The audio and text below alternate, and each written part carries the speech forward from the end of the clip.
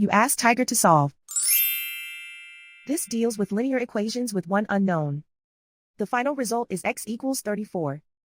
Let's solve it step by step. Group all constants on the right side of the equation. Add 12 to both sides. Simplify the arithmetic.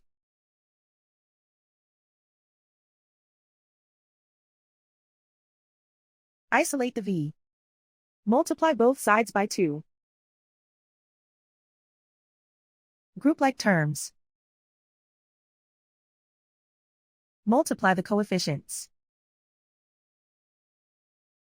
Simplify the fraction. Simplify the arithmetic. And so the final result is x equals 34.